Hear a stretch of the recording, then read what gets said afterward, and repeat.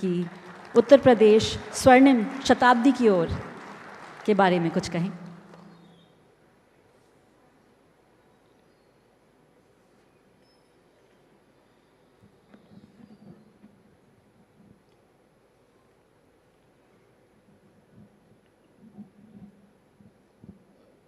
लोकप्रिय हिंदी दैनिक अमर उजाला के संवाद कार्यक्रम में अमर उजाला के प्रबंध निदेशक श्री तन्मय माहेश्वरी जी, निदेशक वरुण माहेश्वरी जी,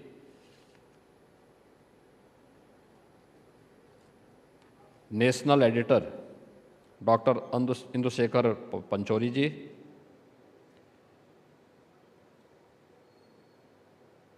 स्थानीय संपादक श्री विजय त्रिपाठी जी,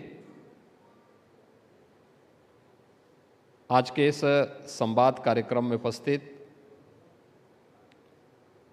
उत्तर प्रदेश शासन के मुख्य सचिव श्री मनोज कुमार सिंह जी, एडवाइजर श्री अवनीश अवस्थी जी, अन्य उपस्थित महानुभाव,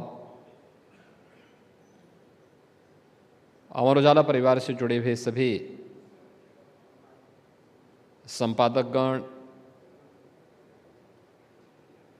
अन्य रिपोर्टर्स, अन्य बहन और भाइयों, लोकतंत्र के एक सशक्त स्तंभ के रूप में शानदार 77 वर्षों की इस यात्रा के लिए अमर उजाला परिवार को मैं हृदय से बधाई देता हूं।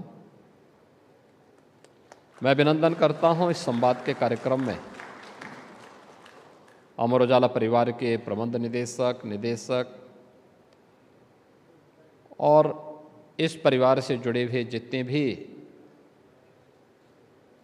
उनके सहयोगी अधिकारीगण हैं, शुभचिंतक हैं, पाठक हैं, उन सभी को जो इस कार्यक्रम के साथ जोड़ करके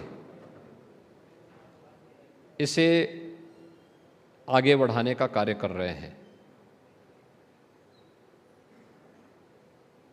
लोकतंत्र के सशक्त आवाज है संवाद। लोकतंत्र की सबसे बड़ी ताकत है संवाद। कठिन से कठिन समस्या के समाधान का सशक्त माध्यम है संवाद। जहां संवाद बाधित होता है वहीं से संघर्ष के रास्ते प्रारंभ होते हैं। भारत का लोकतंत्र इतना सशक्त है कि उसने अपने सभी स्तंभों के लिए उसकी लक्ष्मण रेखाएं भी तय की हैं। विधायकों को क्या करना है, कार्यपालिका की सीमाएं क्या हैं और न्यायपालिका की रचनात्मक भूमिका कैसे आगे बढ़ सकती है, और वहीं मीडिया भी किस रूप में अपनी जीवंत उपस्थिति के माध्यम से एक आम नागरिक को अपने साथ जोड़ सकती है। ये चारों स्तंभ अपनी लक्ष्मण रेखाओं का पालन करते हुए जब भी कार्य करेंगे तो ये मान करके चलिए कि वह लोकतंत्र को और भी पुष्ट करेगी। लोकतंत्र उतना ही आगे फलेगा, फूलेगा और अंतिम पायदान पर बैठे हुए व्यक्ति की आवाज को उतना ही मजबूती के साथ हर एक स्तर तक पहुंचाने में मदद भी मिलेगी। शासन की सभी प्रणालियों में लोकतंत्र को सबसे अच्छा इसलिए भी माना गया है क्योंकि हर व्यक्ति को बिना भेदभाव के एक समान अधिकार के साथ, समान मूल्यों के साथ जीने की पूरी स्वतंत्रता होती है। और अगर हमें कहीं स्वतंत्रता मिली है, अधिकार मिले हैं, तो उस अधिकार के संरक्षण के लिए आवश्यक है कि हम अपने कर्तव्यों का भी निर्वहन उसी ईमानदारी के साथ करें। सदैव से चला है, कर्तव्य और अधिकारों के बीच में सदैव से एक द्वंद्व रहा है, कौन भारी है, कौन ज्यादा सशक्त है। याद रखना, कोई भी अधिकार तभी सुरक्षित है जब तक वह अपने कर्तव्यों का ईमानदारी पूर्वक निर्वहन कर रहा है। अगर वह अपने कर्तव्यों से तनिक भी विरत हुआ नहीं, तो उसके सामने स्वयं एक संकट उसके अस्तित्व का आ खड़ा होगा। लेकिन दुनिया के अंदर ये भारत 140 करोड़ नागरिकों को उसके लोकतांत्रिक अधिकारों की सुरक्षा करते हुए एक साथ दुनिया के सबसे बड़े लोकतंत्र के रूप में स्थापित हुआ है। तो चारों जो पिलर हैं, इन सब के द्वारा अपनी अपनी जिम्मेदारियों का निर्वहन करने का ही परिणाम है। संवाद का एक कार्यक्रम अमर उजाला परिवार ने आज यहाँ प्रदेश की राजधानी लखनऊ में आयोजित की है। लखनऊ उत्तर प्रदेश की राजधानी एक पौराणिक और ऐतिहासिक पृष्ठभूमि का सिटी है। अपने साथ एक विरासत लेकर के चला है, एक लंबी परंपरा है और सभी की है। पौराणिक परंपरा से जुड़ी हुई है, ऐतिहासिक परंपरा से जुड़ी हुई है, आज़ादी के बाद की जुड़ी हुई है।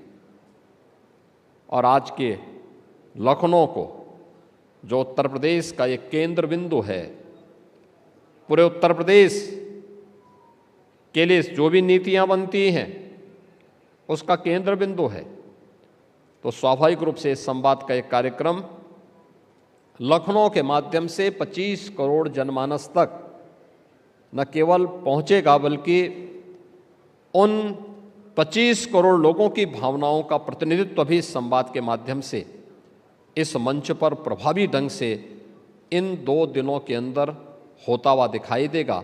मैं सबसे पहले इसकी हृदय से शुभकामना अमर उजाला परिवार को देता हूं। मित्रों, उत्तर प्रदेश देश की आबादी का सबसे बड़ा राज्य है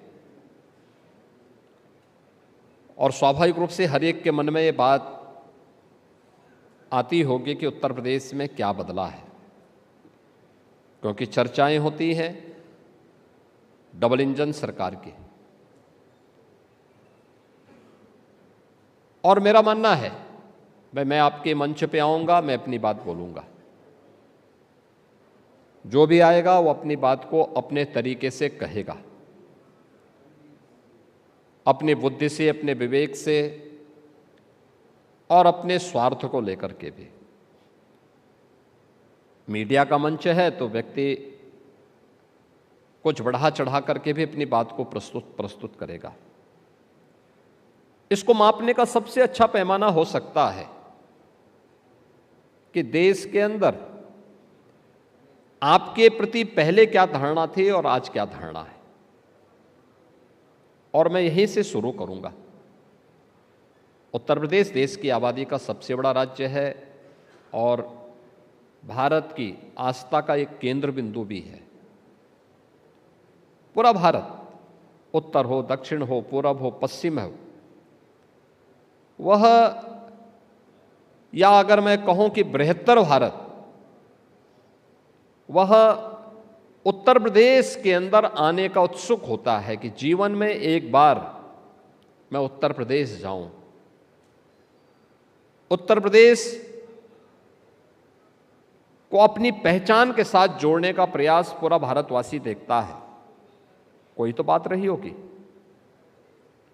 कोई तो बात रही होगी, अनायास नहीं हुआ होगा।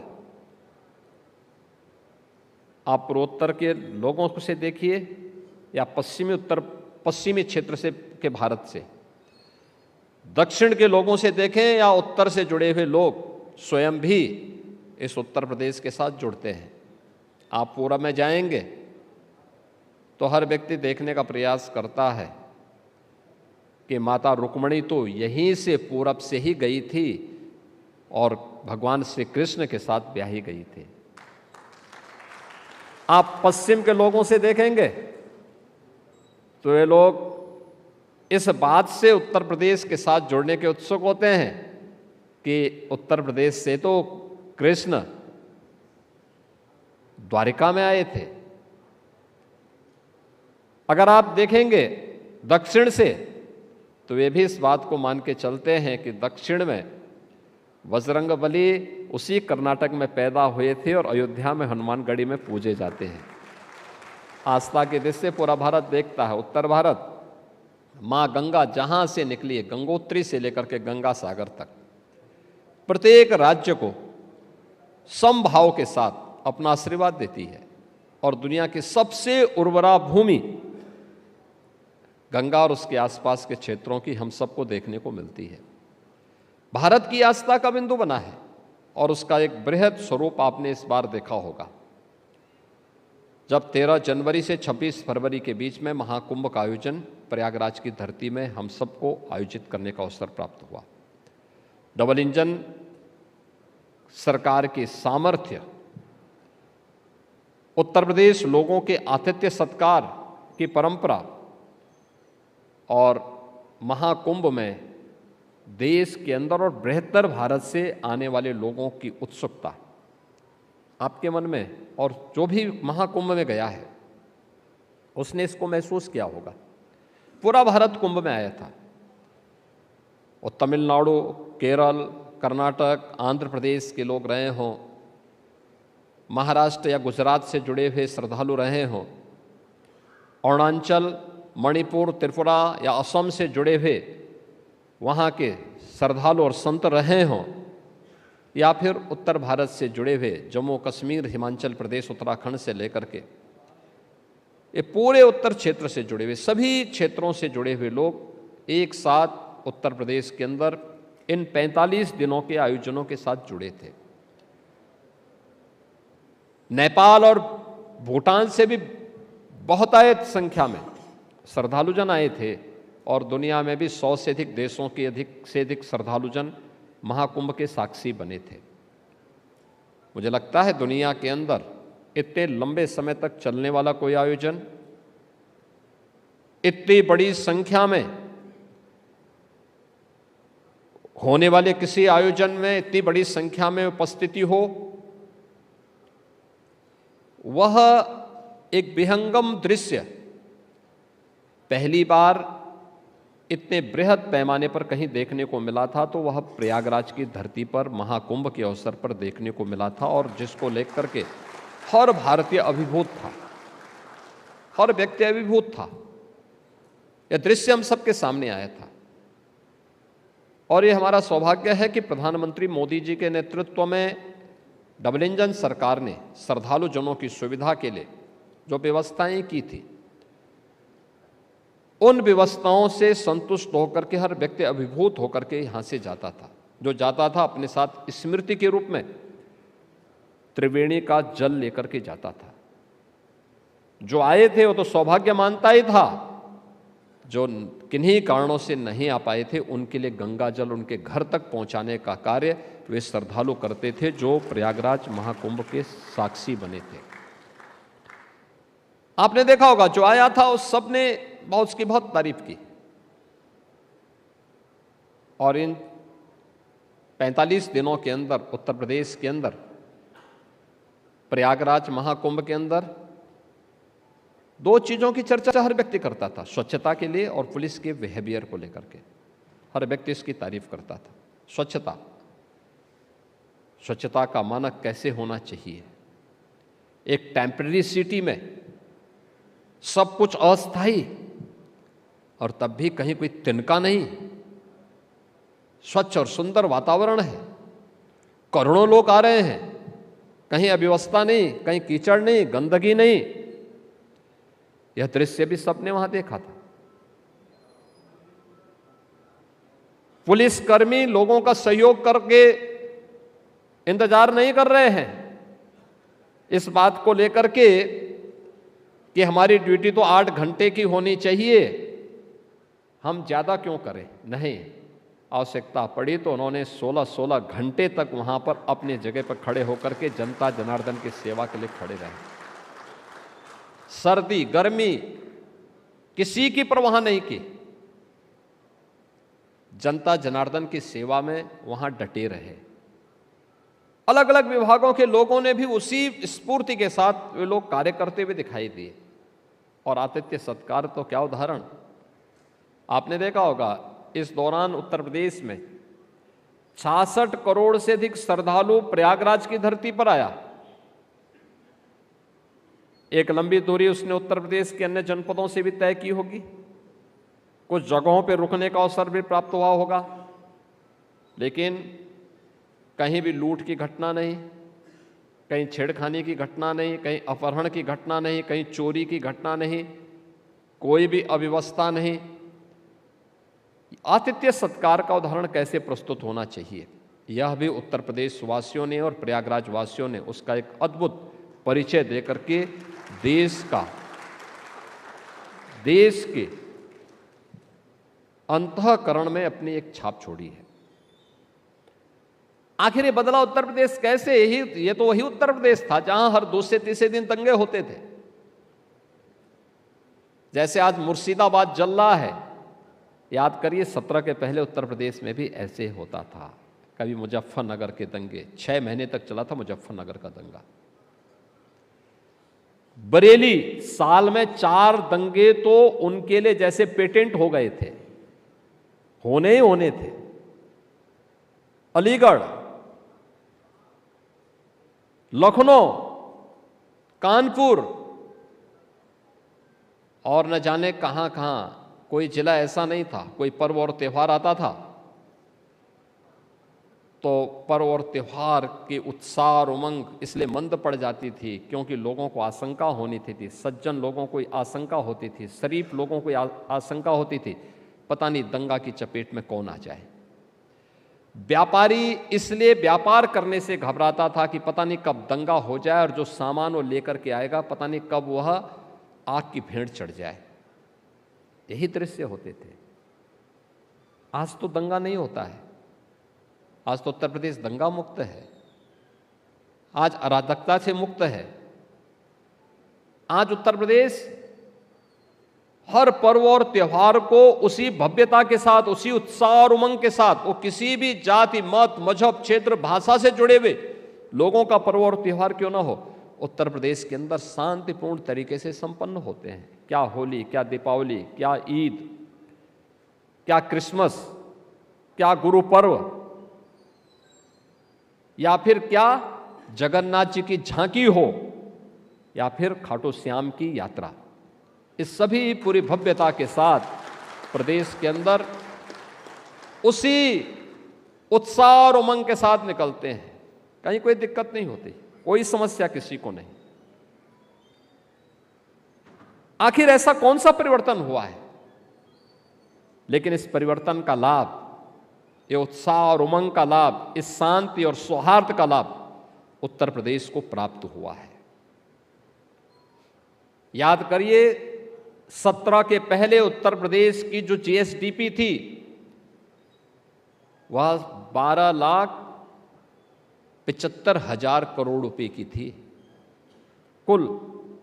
यानी 1947 से लेकर के 2017 तक, इन 70 वर्षों में हम लोगों की कुल जो मूल्यांकन अगर आप करेंगे तो उत्तर प्रदेश की जीएसडीपी की, तो वह केवल 12,75,000 करोड़ रुपए की थी। और इन 8 वर्षों में हम कहाँ पहुँचे हैं? इन 8 वर्षों में हम पहुँच रहे हैं लगभग 30 लाख करोड़ रुपए की जीएसडीपी के साथ उत्तर प्रदेश वहाँ पहुँच रहा है। यानी कितनी रफ्तार हमारी बढ़ी है। यह देश जब आज़ाद हुआ था, उत्तर प्रदेश की पर कैपिटा इनकम जो प्रति व्यक्ति आए थे वो नेशनल एवरेज के बराबर थी या उससे अच्छी थी। उर्वरा भूमि थी, हमारे पास पहले से ही जल संसाधन प्रचुर मात्रा में था, उस समय उद्योग भी उतने नहीं लगे थे, खेती किसानी पशुधन यह अर्थव्यवस्था के आधार हुआ करते थे। स्वाभाविक रूप से उत्तर प्रदेश को इसका सर्वाधिक लाभ था। लेकिन लगातार हर पंचवर्षीय योजना तो देश के विकास के लिए बनती थी, लेकिन उत्तर प्रदेश की अर्थव्यवस्था लगातार गिरावट की ओर थी, लगातार गिरावट की ओर थी। और 2017 तक आते आते उत्तर प्रदेश की अर्थव्यवस्था देश की प्रति व्यक्ति आय की 1/3 रह गई थी, यहां की प्रति व्यक्ति आय। आज हमें बताते हुए प्रसन्नता है कि उत्तर प्रदेश की प्रति व्यक्ति आय जो 2016-17 तक केवल 46,000 रुपये थी, अब वह बढ़कर के 1,10,000 से ऊपर पहुंच चुकी है। और आने वाले समय में मैं इस बात को मानता हूं कि जो भी आंकड़े आएंगे उसमें वह 1.25 लाख रुपए तक जरूर पहुंच रही होगी इस समय उत्तर प्रदेश के अंदर per capita income. Uttar Pradesh में 2017 के पहले जिस प्रकार की व्यवस्था थी, अराजकता थी, गुंडागिर्दी थी, ना बेटी सुरक्षित थी, ना व्यापारी सुरक्षित था, कोई निवेश करने नहीं आता था, कोई तैयार नहीं था। आज उत्तर प्रदेश के अंदर निवेश का एक बेहतरीन वातावरण बना है हर एक सेक्टर में। और मुझे लगता है कि उत्तर प्रदेश आज अकेले इन 8 वर्षों में हम लोगों ने जो बड़ा निवेश कराया है उनकी संख्या अपने आप में ही मेरा अनुमान है कि 15 करोड़ का तो यहाँ पे इन्वेस्ट यूपी के माध्यम से ही हम लोगों ने करवाया है। एमएसएमई विभाग का अलग है, अन्य विभागों के अलग अलग है। और इस बड़े निवेश के माध्यम से हम लोगों ने लाखों नौजवानों के लिए नौकरी की सुविधा यहाँ पर दी है। आज उत्तर प्रदेश के पास अपना लैंड बैंक है, उत्तर प्रदेश के पास 33 अलग अलग सेक्टर में निवेश करने के लिए सेक्टोरियल पॉलिसीज हैं।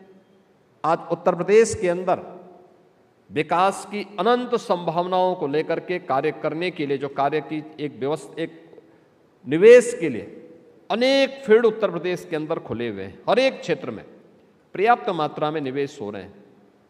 कोई पिक एंड चूज नहीं, पॉलिसी के दायरे में कोई व्यक्ति आएगा, निवेश मित्र पोर्टल से करेगा, 500 से अधिक क्लियरेंस उसको एक प्लेटफॉर्म पे उपलब्ध होने की व्यवस्था है।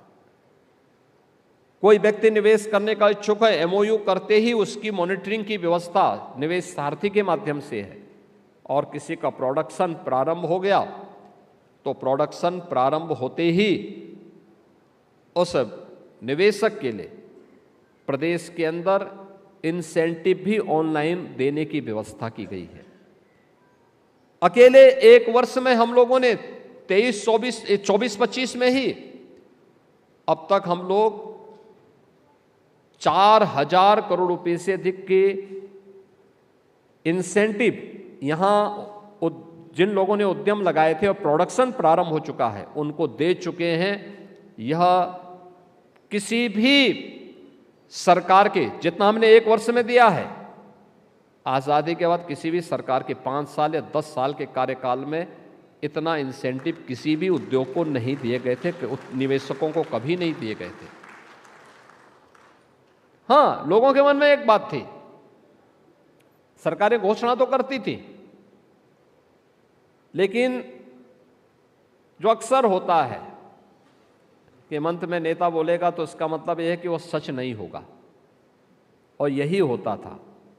पॉलिसी के दायरे में लाने के बावजूद भी सरकारें इंसेंटिव नहीं देती थी और निवेशक भी ये मान लिया था कि साहब ये तो नेता की घोषणा है तो पूरी नहीं होनी है। हमने कहा नहीं, अगर सरकार ने घोषणा की है तो ये नेता की नहीं, ये उत्तर प्रदेश की आवाज़ है, उत्तर प्रदेश की बात है, पूरी होनी ही होनी है। और इसको हम लोगों ने यहाँ पे हर अक्षरशः लागू करने का कार्य किया है। आज निवेश के एक बेहतरीन गंतव्य के रूप में उभरा है। उत्तर प्रदेश एमएसएमई के सबसे बड़े केंद्र के रूप में आज देश के अंदर पुनर्स्थापित हुआ है। उत्तर प्रदेश खाद्यान्न का सबसे बड़ा जो पहचान उसकी थी, सर्वाधिक खाद्यान्न उत्पादन करता है, आज उसमें फिर से उत्तर प्रदेश ने अपना स्थान बना दिया है। अब याद करिए यहां की चीनी मिलों का क्या स्थिति हुआ करती थी। उत्तर प्रदेश की चीनी मिलें बंद थी, बिक रही थी। 10-10 वर्ष 2017 में जब हम आए थे, 2007-8 से लेकर के 2017 तक के गन्ना मूल्य का बकाया, गन्ना किसानों का बकाया था। और आज 122 चीनी मिलें चल रही हैं। 122 चीनी मिलों में 105 चीनी मिल ऐसी हैं जो एक सप्ताह के अंदर गन्ना मूल्य का भुगतान कर रही हैं।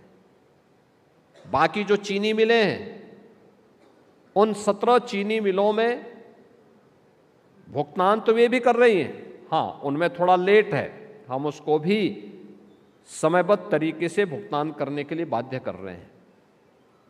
देश का सर्वाधिक यानी 1996 से लेकर के 1996 से 2017 तक गन्ना मूल्य का किसानों को जितना गन्ना मूल्य का भुगतान हुआ था, 8 वर्ष में हमने उससे अधिक 60,000 करोड़ रुपए, उससे अधिक यानी 2,80,000 करोड़ रुपए किसान के खाते में डीबीटी के माध्यम से उपलब्ध करवाने का काम किया है। यह है सरकार की स्पीड। हर एक सेक्टर में उत्तर प्रदेश ने आज एक नई छलांग लगाई है। इंफ्रास्ट्रक्चर में उत्तर प्रदेश के बारे में तो हर व्यक्ति जानता था, सड़कों में गड्ढा है या गड्ढे में सड़क है पता नहीं लगता था। एक्सप्रेसवे पिछली सरकारों के लिए बेईमानी और भ्रष्टाचार का अड्डा बन गया था। मुझे याद है जब हम लोग आए थे, पूर्वांचल एक्सप्रेसवे एक उदाहरण में दे रहा हूं, आप समझ सकते हैं कि इंफ्रास्ट्रक्चर में किस प्रकार की बेईमानी हावी थी। हम लोग जब आए, हमें बताया गया कि पूर्वांचल एक्सप्रेसवे बन रहा है। मार्च में हमने शपथ ली, मई में मैं इसकी समीक्षा कर रहा था, तो मैं तो प्रोग्रेस के लिए देख रहा था कि कितनी प्रोग्रेस हुई है, उसकी प्रगति कितनी है। तो मुझे बताया गया कि साहब अभी कार्य प्रारंभ नहीं हुआ है। मैंने कहा क्यों?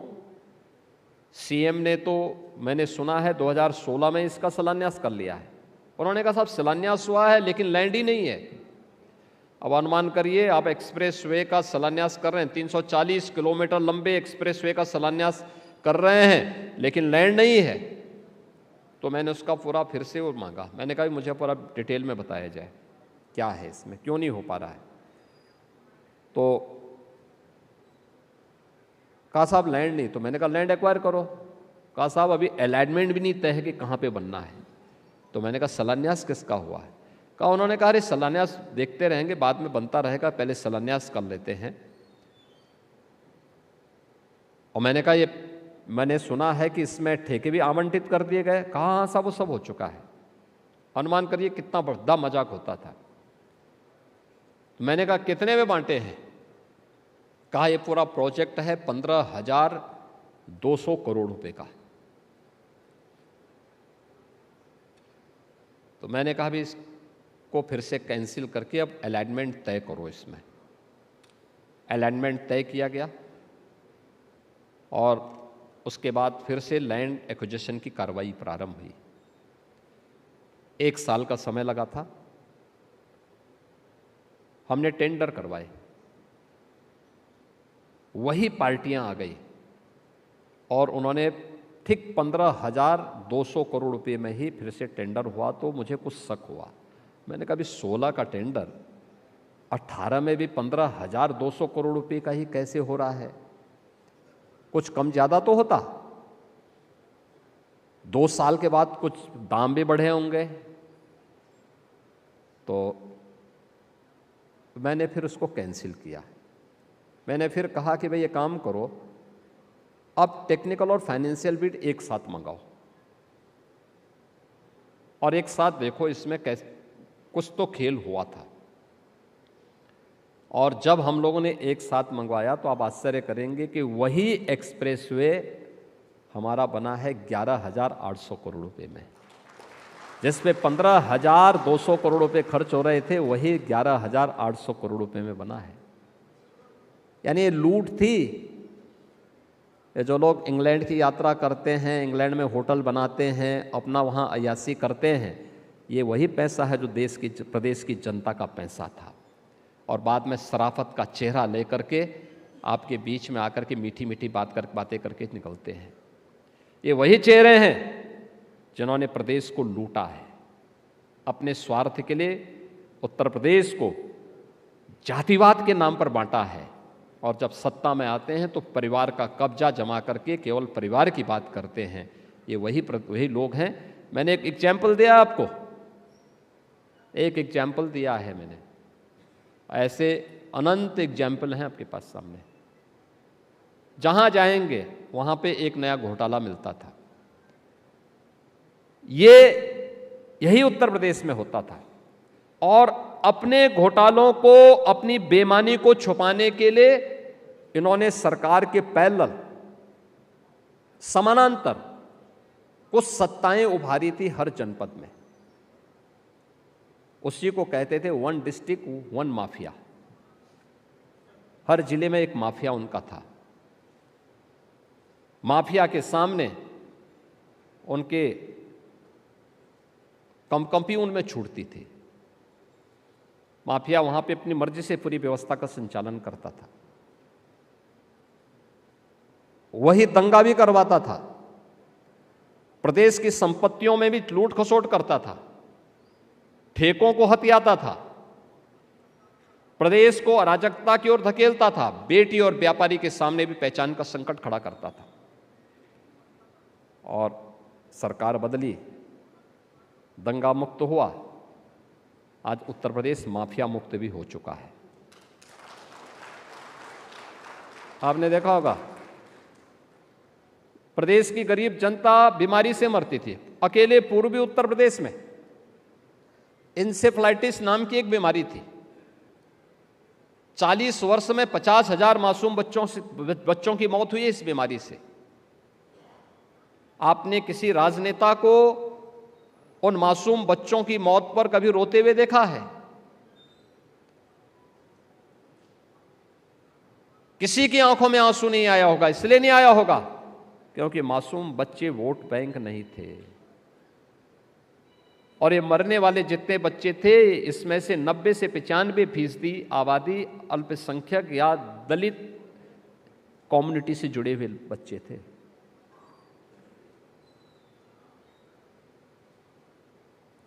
उन बच्चों के लिए जिनके आंखों में कोई आंसू नहीं थे, कोई संवेदना नहीं थी, उस इंसेफ्लाइटिस से हजारों मौतें प्रतिवर्ष होती थी। उसके निदान के लिए, उसके उन्मूलन के लिए उन्होंने कोई कार्य नहीं किया। लेकिन जब माफिया, दुर्दांत माफिया मरते थे तो उनके लिए आंसू बहाने के लिए और उनके लिए जाकर के किस तरीके के ये लोग किस प्रकार की हाहाकार मचाते थे, ये दृश्य सबने देखा है। मित्रों, आज मुझे बताते हुए प्रसन्नता है, इंसेफ्लाइटिस पूरी तरह समाप्त हो गई उत्तर प्रदेश से। अगर माफिया मुक्त हुआ है तो इंसेफ्लाइटिस जैसी बीमारियां भी उत्तर प्रदेश से पूरी तरह समाप्त हुई हैं। उत्तर प्रदेश में अब वन डिस्ट्रिक्ट वन माफिया नहीं, बल्कि one district one medical college खुल चुके हैं। हर जिले में एक मेडिकल कॉलेज, स्वास्थ्य के एक नए केंद्र के रूप में। इस सरकार पर निर्भर करती है वो किस प्रकार की का सिस्टम देना चाहती है। आज हमारे पास देश का सबसे अच्छा इंफ्रास्ट्रक्चर है, एक्सप्रेसवे का सबसे बड़ा नेटवर्क हमारे पास, भारतीय रेल का सबसे बड़ा नेटवर्क हमारे पास, हाईवे का सबसे अच्छा नेटवर्क हमारे पास, इंटर स्टेट कनेक्टिविटी 4 लेन की कनेक्टिविटी के साथ जुड़ चुकी है। हर डिस्ट्रिक्ट हेडक्वार्टर 4 लेन की कनेक्टिविटी के साथ जुड़ चुका है। और देश के अंदर की पहली रैपिड रेल, पहली इनलैंड वाटरवे उत्तर प्रदेश के पास, और सर्वाधिक सिटी में मेट्रो का संचालन करने वाला राज्य भी उत्तर प्रदेश है। ये सभी कार्य आज उत्तर प्रदेश के अंदर हो रहे हैं। ये सब एक साथ जब चलता है, जब समग्र विकास की किसी एक रणनीति के साथ सरकार कार्य करती है, बिना भेदभाव के, 25 करोड़ की आबादी है, हम जाति के नाम पर नहीं, क्षेत्र के नाम पर नहीं, भाषा के नाम पर नहीं, बल्कि प्रधानमंत्री मोदी जी के मंत्र सबका साथ और सबके विकास के भाव के साथ समाज के प्रत्येक तबके के लिए कार्य करेंगे। योजना का लाभ उन तक पहुंचाने का काम करेंगे जो उसका अधिकार है, तो परिणाम आने में देर नहीं लगती है। और वही परिणाम आज हम सबके सामने है, वही परिणाम हमारे सामने है जो उत्तर प्रदेश की अर्थव्यवस्था में उछाल आया है। कभी उत्तर प्रदेश बीमारू राज्य कहलाता था, आज बीमारू राज्य नहीं, ये मान्यता थी। मैं 5 बार सांसद था और 5 बार सांसद रहते हुए मैंने इस बात को महसूस किया था। दिल्ली की गलियारों में, लुटियन जोन्स में मैं इस बात को सुनता था। कभी कभी मुझे बुरा भी लगता था कि कैसे लोग हमारे राज्य के बारे में कहते हैं। लोग बोलते थे कि साहब कोई योजना बनाओ, उत्तर प्रदेश में जाते हुए फेल हो जाती है, क्योंकि देश का आबादी का 17 से 20% आबादी तो यूपी में निवास करती है, और अगर यहां नहीं योजना लागू हो पा रही है तो इसका मतलब वो फेल हो जाएगी। आज केंद्र सरकार के द्वारा चलाई जाने वाली लगभग 4 दर्जन योजनाएं ऐसी हैं जिनमें उत्तर प्रदेश देश के अंदर नंबर 1 पर है। अब हम पीछे नहीं हैं, नंबर 1 पर हैं किसी भी योजना में। कोई अनुमान करेगा देश के अंदर 80 करोड़ लोगों को फ्री में राशन की सुविधा है, तो उत्तर प्रदेश में 15 करोड़ लोग उससे लाभान्वित हो रहे हैं। देश के अंदर 50 करोड़ लोग आयुष्मान भारत की सुविधा का लाभ प्राप्त कर रहे हैं, उत्तर प्रदेश में 10 करोड़ लोग उसका लाभ ले रहे हैं। देश के अंदर 4 करोड़ लोगों को प्रधानमंत्री आवास योजना का लाभ मिला है, उत्तर प्रदेश में 60 लाख लोगों को ले आवास की सुविधा प्राप्त हो चुकी है। ये लोग जो जातिवाद की बात करते हैं, जातीयता की चर्चा करते हैं, इन लोगों से पूछा जाना चाहिए इन लोगों ने अपने कार्यकाल में कितने दलितों के मकान बनाए, कितने सामाजिक न्याय के महापुरुषों को सम्मान दिया। आप देखेंगे 0 आएगा, क्योंकि किया ही नहीं। ये वोट बैंक के रूप में केवल इस्तेमाल करने के लिए ये लोग एक नया प्रोपोगंडा कर रहे हैं, महापुरुषों को गाली दे रहे हैं, राष्ट्र नायकों का अपमान कर रहे हैं। इतिहास की जानकारी न होने के कारण लगातार इस प्रकार के अनर्गल प्रलाप करते हैं, जिससे समाज में विद्वेष पैदा हो, जातीय संघर्ष खड़ा हो, आपस में लड़ाने की इस दुरभिसंधि के चलते लगातार माहौल खराब करने का एक प्रयास, लगातार करने का प्रयास। बहुत शक होंगे, जिस देश का प्रत्येक नागरिक छत्रपति शिवाजी महाराज को सम्मान देता है, वहां पे वोट बैंक के लिए छत्रपति शिवाजी महाराज के प्रति टिप्पणी करना और औरंगजेब को महिमामंडन करना, ये देश के साथ कहां का न्याय है? जो बाबर एक आक्रांता के रूप में प्रत्येक भारतवासी मानता है, महाराणा प्रताप और महाराणा सांगा के शौर्य और प्रताप को दरकिनार करते हुए बाबर को महिमामंडन करना।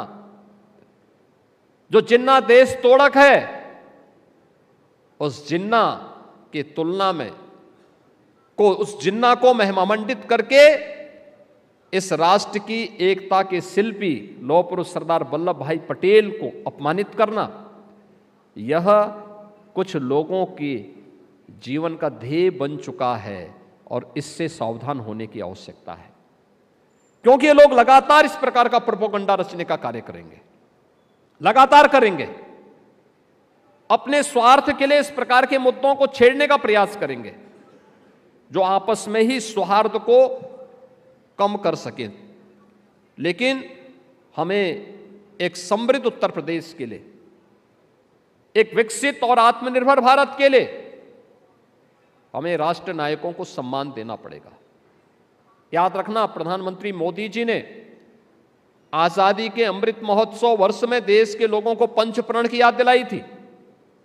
और पंच प्रण का एक संकल्प यह भी है कि राष्ट्र नायकों का सम्मान होना चाहिए, हर हाल में सम्मान होना चाहिए, क्योंकि अपने नायकों को विस्मृत करके कोई भी समाज कभी आगे नहीं बढ़ सकता है। और राष्ट्र तोड़कों को अगर कोई समाज सम्मानित करता है तो इसका मतलब हम अपने लिए एक नई समस्या खड़ी करने जा रहे हैं। ये सब मौन है इस समय। मुर्शिदाबाद पे किसी का मुंह नहीं खुल रहा है। बांग्लादेश में की घटना ने इन सबको चौराहे पर पूरी तरह नग्न करके रख दिया है। और इसीलिए आज के इस संवाद कार्यक्रम के अवसर पर मैं कहूंगा, अमर उजाला एक शानदार यात्रा के साथ आगे बढ़ा है। 77 वर्षों की ये यात्रा, 77 वर्षों की इस यात्रा को आगे कैसे लेके चलना है। आजादी के एक वर्ष के बाद 1948 में अमर उजाला का प्रकाशन प्रारंभ होता है। 1948 से लेकर के 2025 में ये 77 वर्ष की यात्रा आज आपकी पूरी हो रही है। और स्वाभाविक रूप से आपने भी प्रधानमंत्री जी के संकल्प के साथ अपने आप को जोड़ा होगा। 1947 में ये देश अपनी आजादी का शताब्दी महोत्सव मना रहा होगा। 1947 का भारत कैसे होगा और 1949 में मीडिया की भूमिका देश के विकास में क्या होगी, यह अमर उजाला को भी तय करने के लिए 100 वर्ष की इस यात्रा के दौरान अपने पाठकों को बताना पड़ेगा कि उन्होंने इन 100 वर्षों में विकास में किस प्रकार का योगदान दिया है। समग्र विकास में नौजवानों के लिए, अन्नदाता किसानों के लिए, आधी आबादी के लिए, अपनी मातृशक्ति के लिए, श्रमिकों के लिए, समाज के अलग अलग तबके के लिए किस भूमिका के साथ हमने कार्यक्रम को आगे बढ़ाया है। अनेक रचनात्मक कार्यक्रमों के साथ अमर उजाला परिवार कार्य करता है। यहाँ पर अतुल माहेश्वरी जी के नाम पे स्कॉलरशिप के कार्यक्रम को जोड़ता है। मेधावी छात्रों के सम्मान के कार्यक्रम के साथ मुझे कई आयोजनों के साथ जुड़ने का अवसर प्राप्त हुआ है। दिव्यांग जनों के लिए भी अनेक कार्यक्रमों के आयोजन अमर उजाला परिवार के द्वारा आयोजित होते हैं। अन्य अनेक जो रचनात्मक कार्यक्रम हैं, इन सब के साथ साथ कैसे हम और बड़े स्केल पर इस कार्यक्रम को आगे बढ़ा सकते हैं और राष्ट्र निर्माण की इस प्रवर्तमान अभियान में एक विकसित भारत की परिकल्पना को साकार करने के लिए, आत्मनिर्भर भारत की संकल्पना को साकार करने के लिए, विरासत और विकास के इस अद्भुत संगम को जो नया भारत आज प्रधानमंत्री मोदी जी के नेतृत्व में अनुभव कर रहा है, इसको और द्रुत गति से आगे बढ़ाने के लिए मीडिया की क्या सकारात्मक भूमिका हो सकती है, उस सकारात्मक भूमिका के लिए अमर उजाला परिवार निरंतर कार्य करेगा। मैं 77 वर्ष की शानदार यात्रा के लिए अमर उजाला परिवार को एक बार फिर से हृदय से बधाई देता हूं, अपनी शुभकामनाएं देता हूं और विश्वास व्यक्त करता हूं कि संवाद की परंपरा अनवरत आगे बढ़ती रहनी चाहिए। आप सबके प्रति मेरी मंगलमय शुभकामनाएं हैं। धन्यवाद। जय हिंद।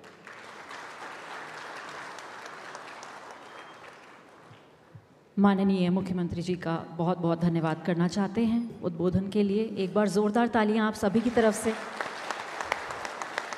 बहुत ही विस्तार में बात करी उत्तर प्रदेश की योजनाओं के बारे में और अब मैं अनुरोध करूंगी माननीय मुख्यमंत्री जी से कि यूपी अचीवर पत्रिका का विमोचन करें वो अपने हाथ से। और मैं अनुरोध करूंगी अमर उजाला टीम से कि पत्रिका को प्लीज़ स्टेज पर लाया जाए और माननीय मुख्यमंत्री जी अपने हाथों से विमोचन करें यूपी अचीवर पत्रिका का।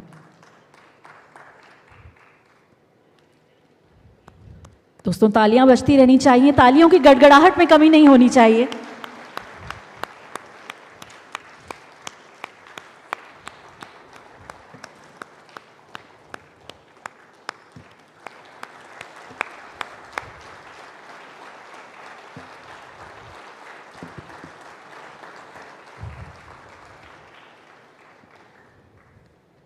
बेहद अद्भुत और खूबसूरत, बहुत बहुत धन्यवाद मुख्यमंत्री जी का। और अब मैं अनुरोध करूंगी आखिर में तन्मय महेश्वरी जी, अमर उजाला परिवार से वरुण महेश्वरी जी कृपया स्टेज पर आएं और स्मृति चिन्ह के साथ हमारे माननीय मुख्यमंत्री जी को भेंट करें स्मृति चिन्ह और उनका आभार व्यक्त करें।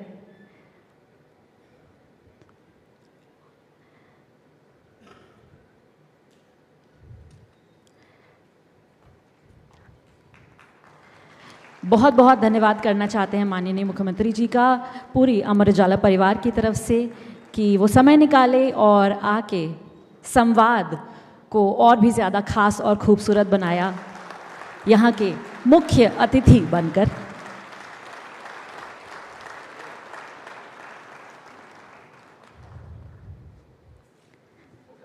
बहुत बहुत धन्यवाद दोस्तों, आप सभी की तरफ से